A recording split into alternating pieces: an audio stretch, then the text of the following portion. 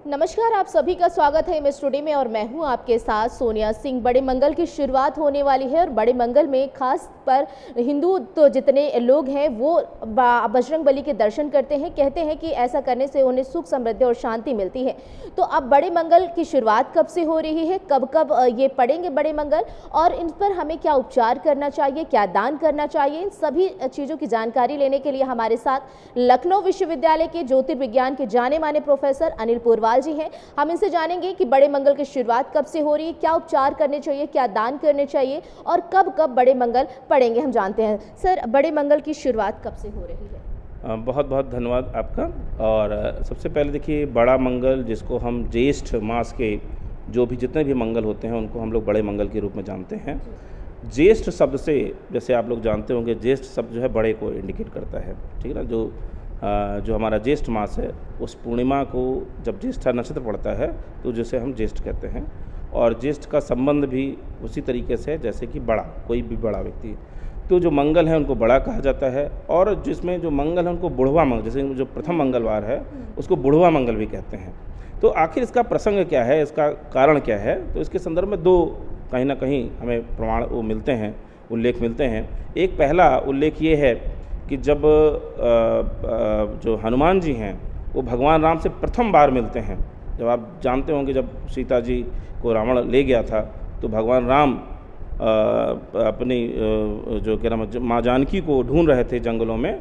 तो उनको किसी ने जो क्या नाम है बताया कि आप क्या नाम है वहाँ पर जो है ये सुग्रीव रहते हैं, आप सुग्रीव से मिलिए और सुग्रीव से मिलेंगे तो आपका ये जो भी उसका निराकरण हो जाएगा। माँ सबरी ने शायद उनको इंडिकेट किया था। तो जब वो जंगल में जा रहे होते तो जो हनुमान जी हैं वो हनुमान जी ऊपर से ही देख लेते हैं कोई आ रहे हैं, दो साधु के वेश में हैं।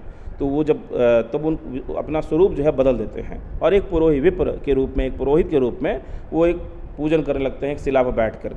तब भगवान राम वहाँ से निकलते हैं तो उनसे पूछते हैं कि क्या नाम है, मुझे सुग्रीव जी के पास जाना है। तो पूछते हैं आप कौन हैं, क्या हैं, इस तरीके से परिचय पूछते हैं। तो कहीं ना कहीं जब वो मिलन हुआ था, जब उनका पहली बार जो उनसे भेंट हुई थी, तो जिस रूप में थे वो एक पुरोहित के रूप में थे, जो कि एक प्रौढ़ावस्था में थे, तो इसलिए भी उसको बड़ा मंगल या बुढ़वा मंगल के रूप में जनाता है। दूसरी कथानक जो इसका है वो महाभारत काल का है कि जब भीम को अपने बल पर बहुत अहंकार अभिमान हो जाता है तो उनकी परीक्षा के लिए, जो कि ये भी चिरंजीवी में है, कहा गया है कि जो हनुमान जी हैं वो सदैव हर काल में उपस्थित रहते हैं, तो प्रत्यक्ष देव हैं एक तरीके से कहा जाए।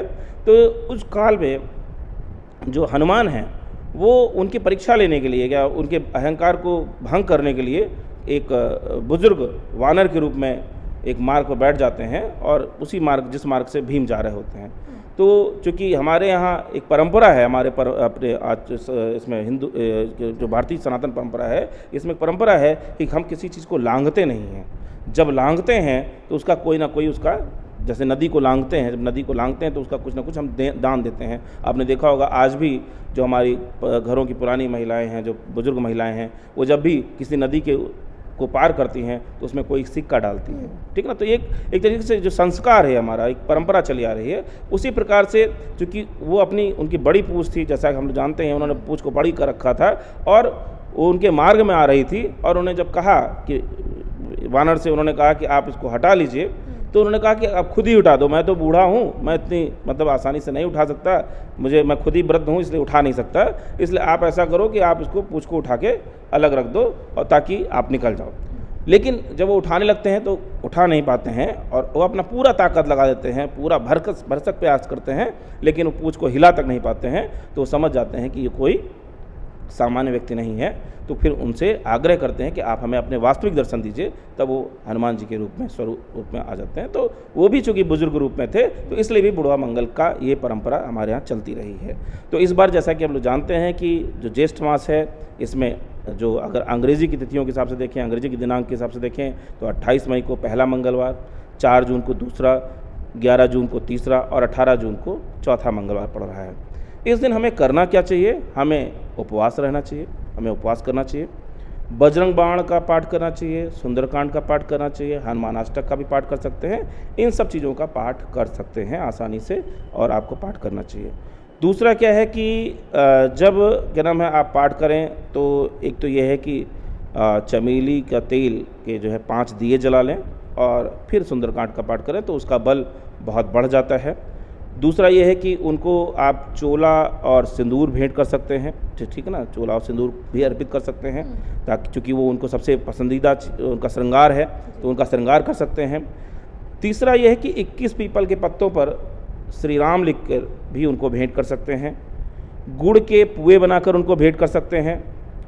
आप लाल पुष्प की माला उनको भेंट कर सकते हैं। शरबत जो मीठा जो जल है, मीठा जल भी आप उनको चढ़ा सकते हैं और फिर प्रसाद के रूप में लोगों में बांट सकते हैं, जैसा कि अपने परंपरा देखने को मिलती है।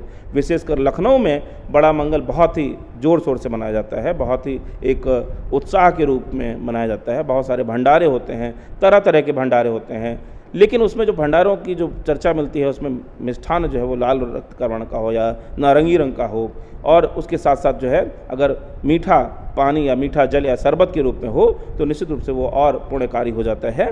इसके साथ साथ जो है आप और उसके मंगल के उपचार भी कर सकते हैं, जिसका मंगल बहुत भारी है। तो कई बार जैसे ज्योतिषी कोई बताता है कि मंगल बहुत भारी है, मतलब इसका मतलब यह है कि मंगल बहुत स्ट्रांग है, या बच्चा कोई बहुत ज़्यादा शैतानी कर रहा है, बहुत तेज़ है बच्चा, बहुत उग्र है।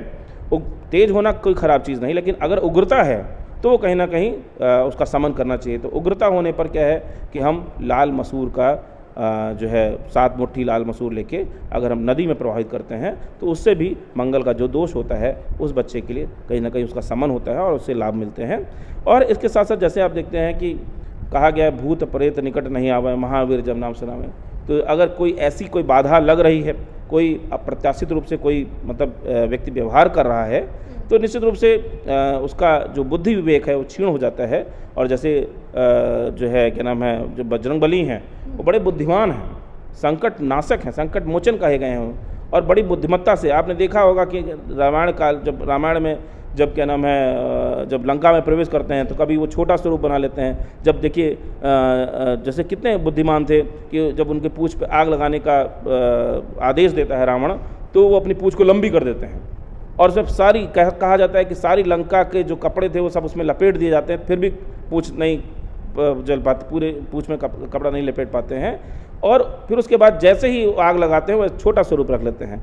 तो कहीं ना कहीं वो उनकी जो बुद्धिमत्ता जो है, अपनी बुद्धिमत्ता से उन्होंने बहुत सारे कार्य किए हैं जिनके रूप में हम जानते हैं, तो बड़े बुद्धिमान हैं। तो निश्चित रूप से अगर ऐसा किसी का जो बुद्धि के रूप में कोई बहुत एक्टिव नहीं है तो उसके लिए भी अगर उनका उपचार किया जाए तो निश्चित रूप से उसका बहुत प्रभाव मिलेगा। साथ में जो मांगलिक लोग हैं, जैसे जिनके विवाह में कोई समस्या आ रही है, उनके रूप में भी अगर इन चारों मंगलवार का जो है उपवास रखा जाए और इन सब चीज़ों का दान पुण्य किया जाए तो निश्चित रूप से मुझे लगता है कि उनके भी मांगलिक का जो प्रभाव क्षीण होगा, और साथ साथ में जो जिनका मांगलिक कार्य नहीं हो रहा उनमें भी गति आएगी। बिल्कुल बिल्कुल, बहुत बहुत धन्यवाद सर। और देशवासियों को, प्रदेशवासियों को क्या सर बड़े मंगल पर आप शुभकामनाएं देना चाहेंगे? निश्चित रूप से यह बहुत ही हमारी सनातन संस्कृति का बहुत महत्वपूर्ण मास है, जिसमें हम प्रत्येक मंगलवार को भगवान हनुमान जी की जो है आराधना करते हैं।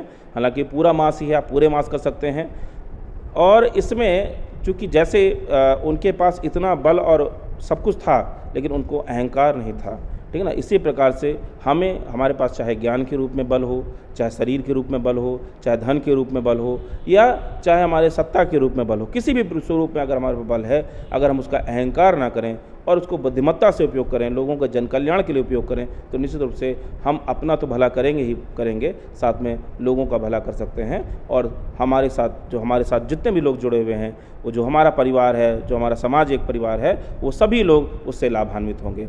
जो वही मुझे लगता है कि इस ज्येष्ठ मास का सही उद्देश्य जान पड़ता है, क्योंकि जैसे एक घर का बड़ा व्यक्ति जो होता है वो पूरे घर का संरक्षण अपने धन से, अपने बल से करता है, उसी प्रकार से अपनी बुद्धि विवेक से करता है, उसी प्रकार से हमें भी वैसा ही व्यवहार करना चाहिए, ताकि हमसे जो छोटे हैं, चाहे वो समाज में कोई मतलब कोई आय इत्यादि में छोटा है, कोई उम्र में छोटा है, या अन्य किसी प्रकार से छोटा है, तो निश्चित रूप से हम उसको संरक्षण देने का प्रयास करना चाहिए। यही मेरी सभी को शुभकामनाएं हैं, सभी को मंगल कामनाएं हैं। जी बिल्कुल, बहुत बहुत धन्यवाद सर आपका। और आपने देखा कि अनिल पोरवाल सर थे, जो जाने माने प्रोफेसर हैं लखनऊ विश्वविद्यालय के ज्योतिर्विज्ञान विभाग के। उन्होंने तमाम जानकारी दी। ये हमेशा इमेज टुडे के माध्यम से हर एक पर्व की जानकारी देते हैं और इनके इस सुझाव को लोग काफ़ी ज़्यादा पसंद भी करते हैं। वीडियो जर्नलिस्ट अजय के साथ मैं सोनिया सिंह, इमेज टुडे, लखनऊ।